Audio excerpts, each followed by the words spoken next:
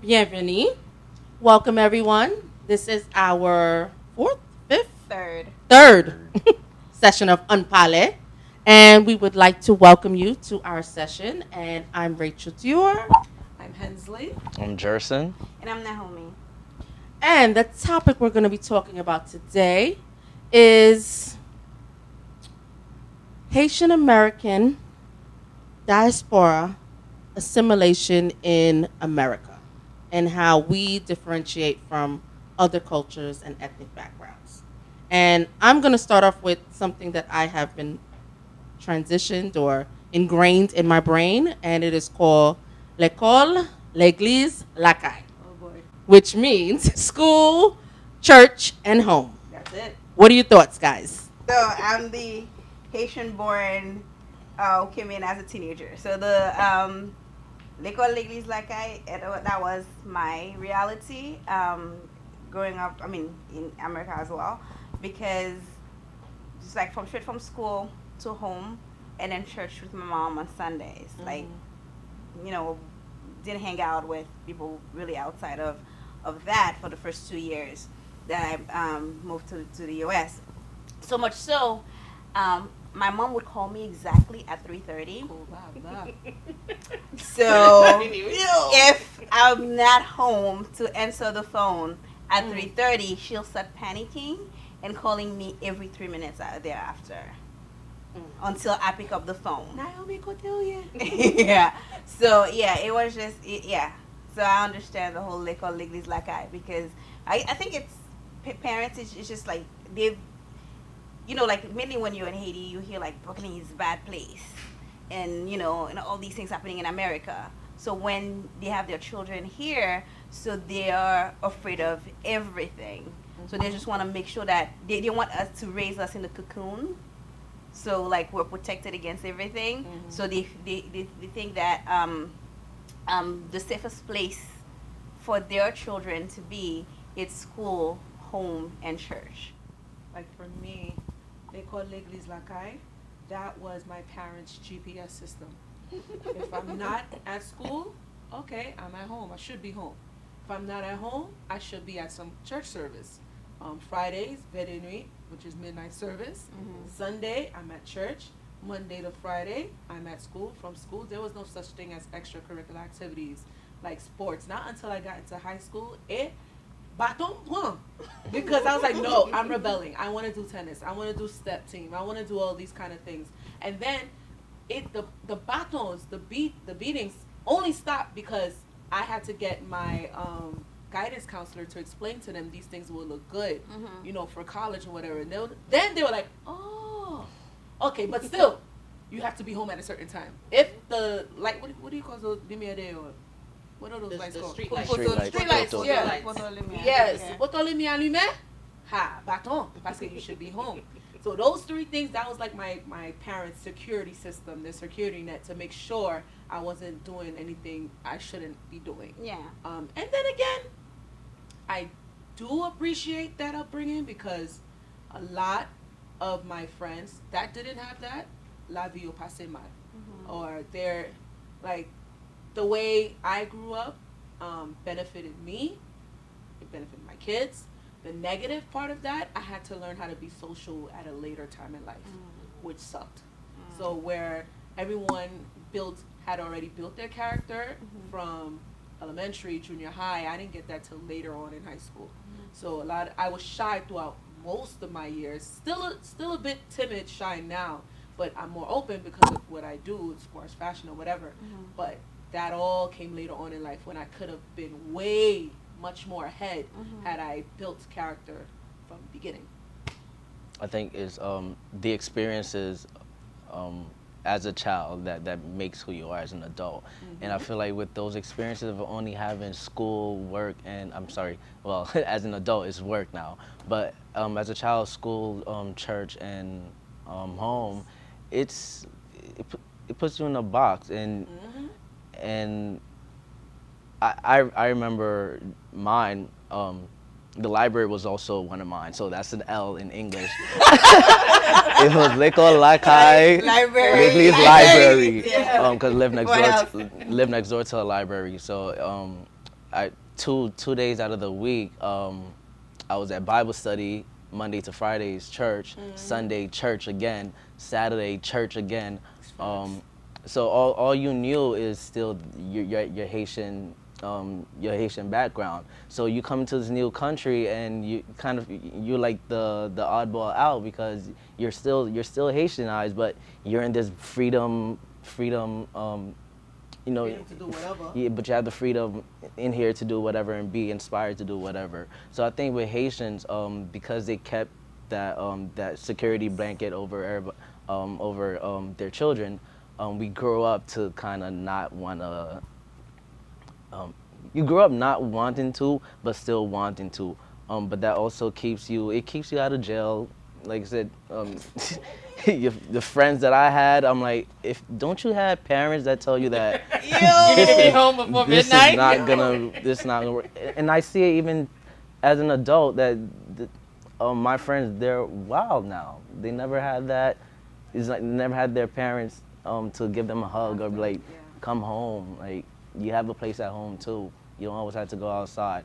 But at the same time, you keeping us home, Lekol, Lakay, Leglize, we want to find different experience. Now we're curious. We see our friends is going to get away with stuff, and we're like, okay, we could do that too.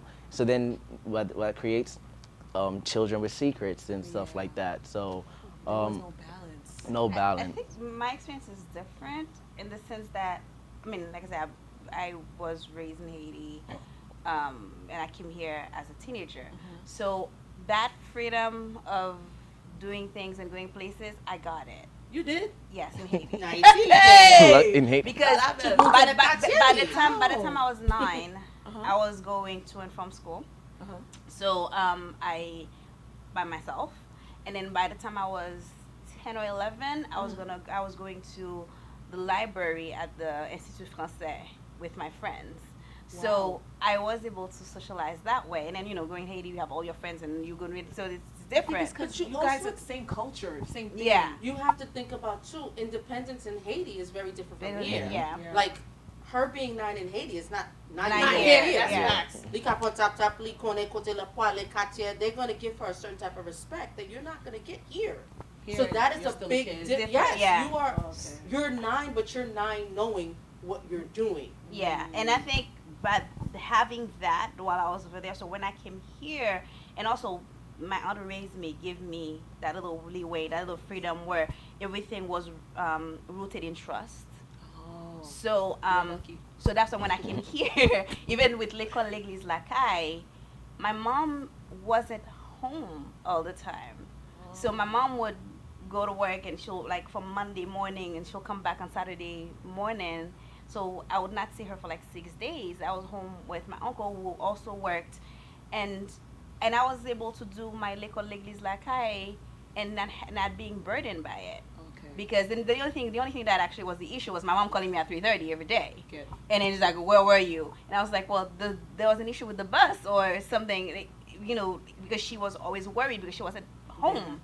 But my in terms of like socialization and everything, I was shy to begin with. But it's just like it didn't sort of like how I say this, like hinder me in any way. I think. Yes. And she was 9. There was no cell phones too. Yeah. So she had to be home to get that phone call. Yeah. Whereas 9-year-olds now, everybody They has have a cell phones, phone. yeah. They got an iPhone. They got the latest iPhone. So, my biggest thing in this topic is how we raise our kids, but then how our kids are affected by other ethnic backgrounds. Like, I wasn't raised going to camp. I wasn't raised going to birthday parties or anything like that. Like, I didn't do that into my adult life. But my son, I said, hey, you can go to a camp. You can go. We're going to try. I would call you every day, morning and night. Yes, I need to check and see. I need to hear your voice. I need to know you're okay. But these different things change how we raise our kids, Yeah. but then also how he fits in the world. That was very important for him to see other people than African Americans. Like, we represent with Chinois. He needs to see Chinese people. He needs to see Jewish people. He needs to see all different backgrounds to know that he's just not here by himself. Yeah. it's amazing. As I'm raising my kids, seeing how my mother is just observing the way I raise them, and she's like, oh, okay, this is different. Oh, you letting them go to this? You letting them go to the birthday? Yep, okay. I'm like, mommy, they're fine. Yeah, they can call me if there's anything that happens. Yeah. They can speak up and stuff like that. Like if my neighbor comes, their kids come to play with my kids. She's like, oh, Tipon Elsa, Lakay. I'm like, mommy, it's fine. Yes, he's Panyol. Yes, they're black. I'm Haitian. It's okay. It's fine. They're innocent. They're just kids, and I'm there to monitor them. So if I don't, whatever character they have, whatever way their parents raised them, it's not gonna affect my kids because my kids are solid, and they're the ones that's influencing them, not the other way around. So it's watching my mom see that, and it's just, I don't know, I feel good because I'm looking at her and she's like, oh wow. So there is a different way to do this, not the traditional way. I think I was just saying, like, it's security blanket, right? Yeah. So they come in here, and I don't think your mom Did it they- anything they- wrong? yeah, No, because that's the way and- she was raised. and maybe not the way they were raised. I think they probably had more freedom back home, but it's just like Oh, coming you're right. here, so it's their way of controlling the situation. Okay. Yeah.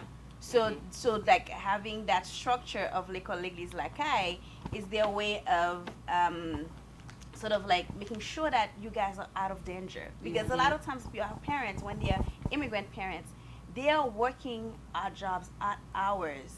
So they're not able to have that dinner with us. Yeah. They're not able to have to spend time with us.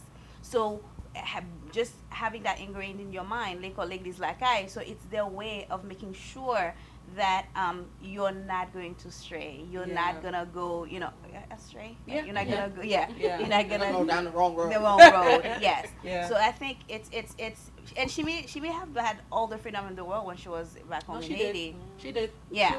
She was raised, Munki, what's the leap? How you say that in Creole? Munki that had Leap. Yeah. So she Leave had is free. yes, She's she free. had that. She had the money, she had all of that. So I guess So she was like elite. You want to say elite. Yeah. Merci. There you go. So coming here, it's like, okay, I'm not at the same level I was at in yeah, Haiti. exactly. So for my kids, I want to make sure that they're secured, even though I have to work, 12-hour shifts or whatever. But I know Lemuele, Hensley's here. If I call at this time, I know she's there. If she's not there, I know she's here. Like, that was her GPS. Yeah. And you guys are first generation Yeah. American born, and actually like my experience is also differs because I understand your parents where they are coming from. Because my mom, if I was born here and raised here as a little girl, probably would have had the same. I would have been raised the same way. Yeah. But I think by being raised over there and then having that trust, I was Yeah. telling you with my aunt, so knowing who I was, and You knew. one thing my aunt told me when I was 6 years old, and I tell that story all the time.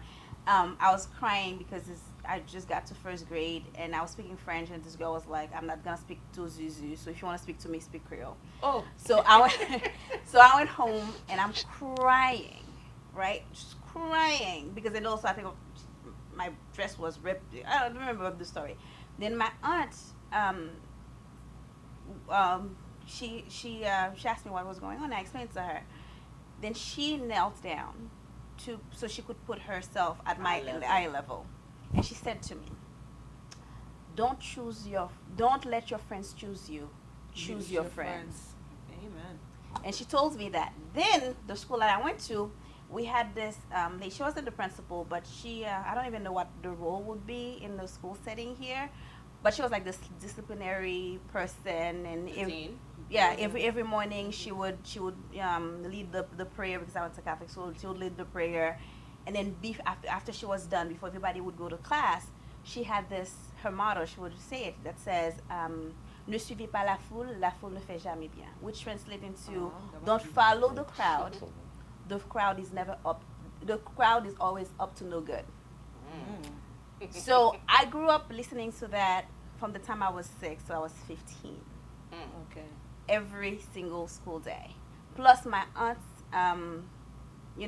advice to me, don't let your friends choose you, choose your friends. So when I got here, the notion of letting somebody else influence me, It's not It's never happening. gonna work. Done. yeah, it was just like non-existent because I knew who I was. Yeah. So and I think in that regards, the Lekol Leglize Lakay, I did it and I followed the rules and all that stuff because, like I said, like I didn't have anything You better have to the- do. You have the need to Yeah, go and explore. yeah, it, yeah. right? To go and explore and to get in trouble. Experience. Yeah. And then, my aunt had that conversation with me the night before She I moved did. here. She's like, no, she said to me, "Moi que le vowe, puis go off your mouth." So Wow. basically, Yes, anything you do embarrasses them. Uh-huh. so when she told me that, she was like, and then it's sort of like, I was like, okay. So, my best behavior. Mhm. So, and it's just like, it was, so the Lekol Leglize Lakay, I realized like all the Haitian friends that I had, even my cousins who came in here who were also born and raised in Haiti, we all had freedoms to do certain things, but we still followed the Lekol Leglize Lakay because that was our Thing. GPS in a way, like a way for us just to make sure that we did the right thing. Yeah. And one thing that we used to do, and I don't know because you guys said you socialized really late, because my cousins, what they did was, we would every Sunday we would gather, and with some friends from school, and we have our little parties. So as long as the thing was done at home, and then the parents can see, it You was were fine. Wow. So they allowed us to socialize with our peers that way. So as long as we're not going out and like buying cash it, and you're able to do it, sort of like in an open way, so not hiding anything, then it's good. And then by the point I was going to try to make when I went to this rambling was just that so now I'm raising two boys. I'm raising my godson and my son. And my godson is very reserved, and I'm that parent who's telling him, you need to go out with your friends. You need to do this and you need to do that. So much so, was it for Thanksgiving? He was like, yeah, he's going to the mall with his friend. I threw a party. What? Yeah, I was just like so excited that he actually was hanging out with his friends. And I remember like having a conversation with Rachael, and I was like, yeah, your son, because Rachel's son and they're the same age. It's like, but my son, I am not as strict as my mom. I did not like being in a strict household. So Yeah. I promised myself that if I had a child, my child would not be raised in the same household that I was raised in. Now, it has two folds to it.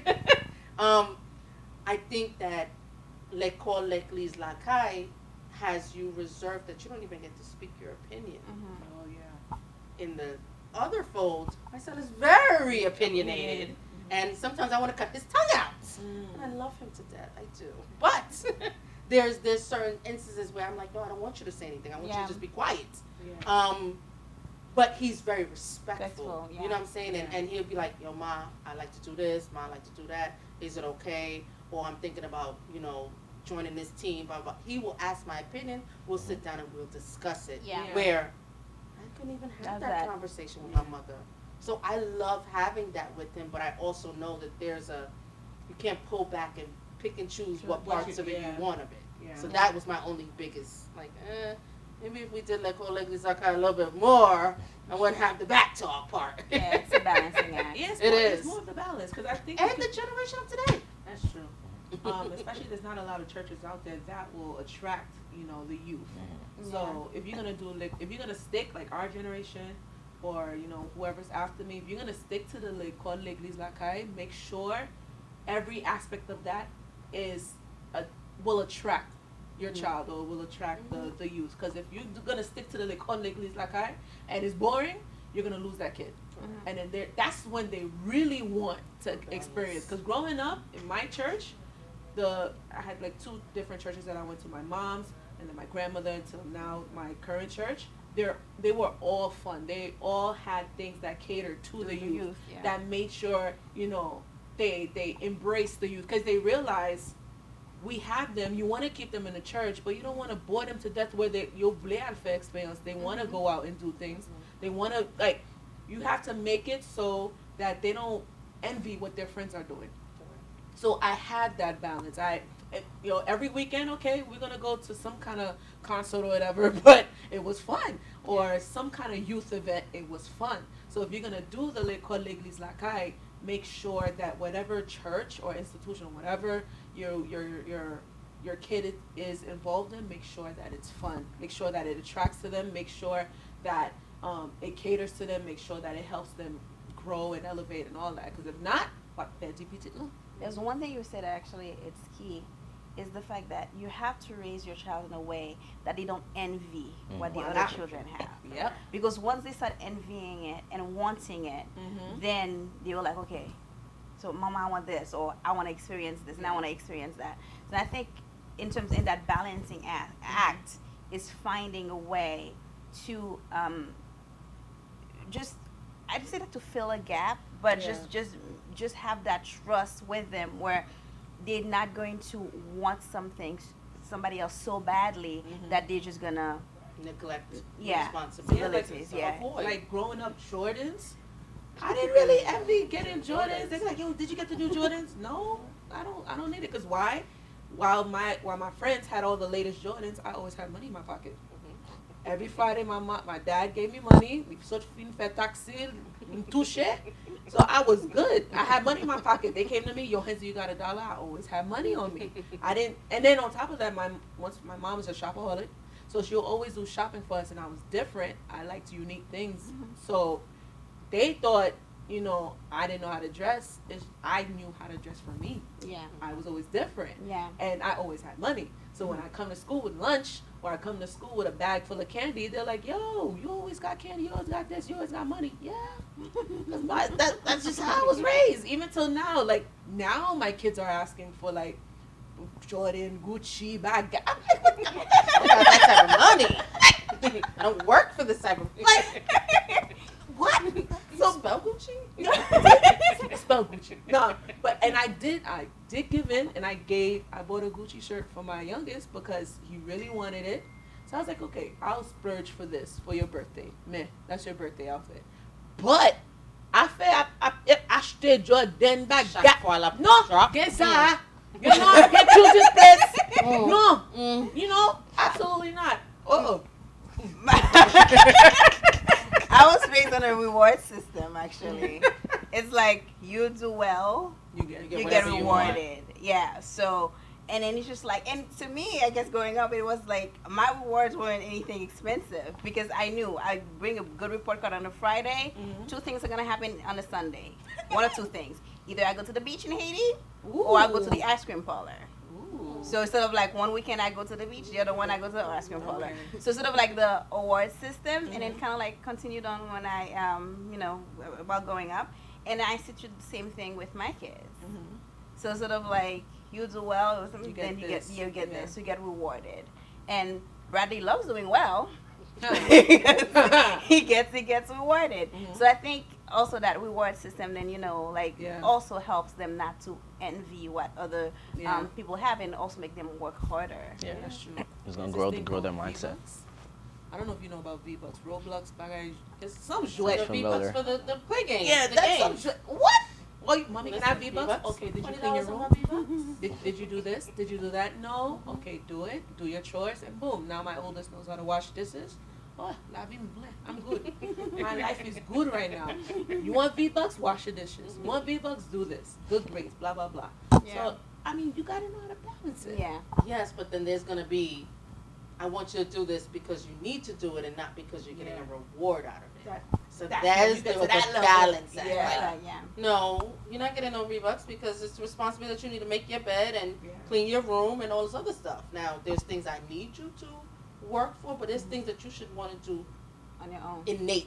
Yeah. Every morning I need you to make your bed. Every morning, doing your prayers, getting up and making breakfast and so forth. Like, there's certain things like, no, you just gotta eat. Exactly. When I'm not here, what you gonna do? Correct. Live in a dirty house? Yeah. And that is my biggest It's thing. like it's a balancing act. Yeah. It's just like finding it. And also, I think as parents, we also have to study our children and see what what they works are. and who they are and what works for them. Because what worked for you may not work for you, may not work for you.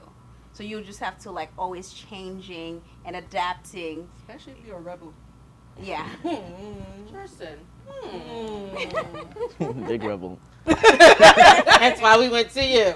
Wink. Let me hear your thoughts.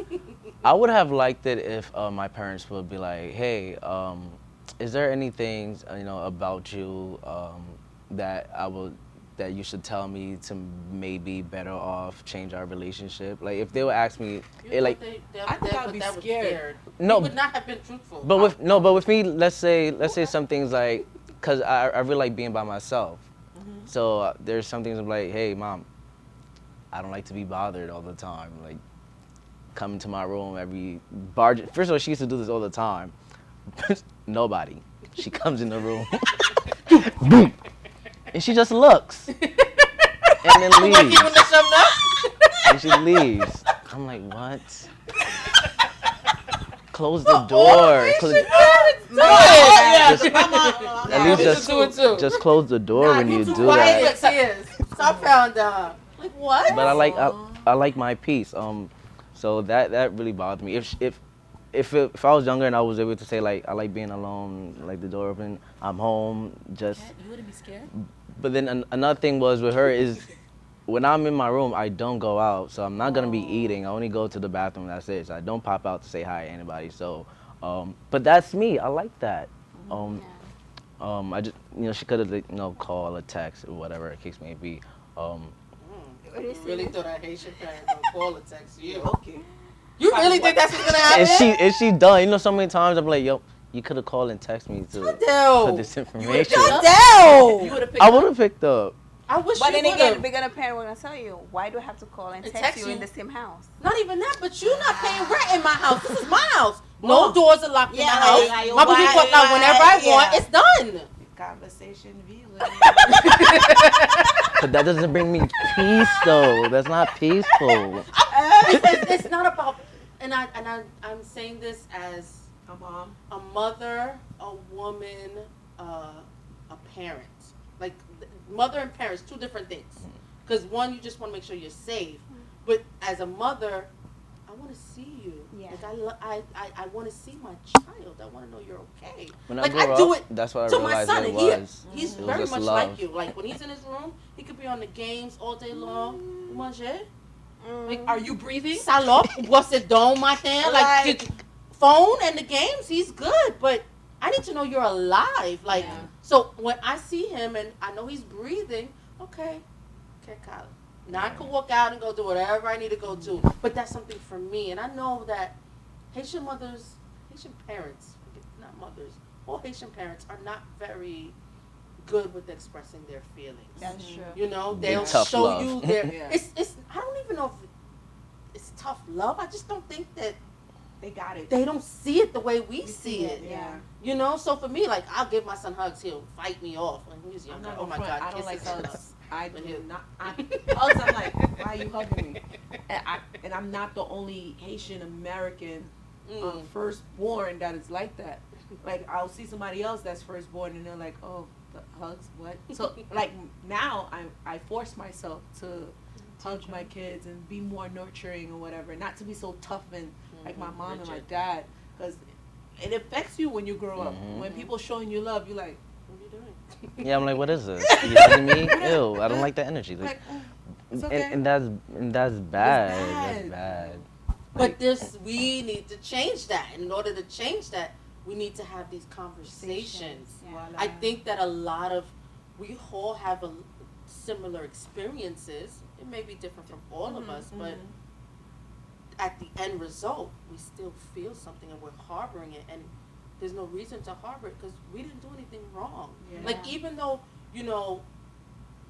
the way our parents raised us, there was nothing wrong with any of us. And we've grown to be like this. Yeah. But I want, when we have these conversations and other people see these conversations, to know that things have changed. And yes, we want to change the cycle of things because it can't keep on going like this. That's facts. It can't keep going on like this at all.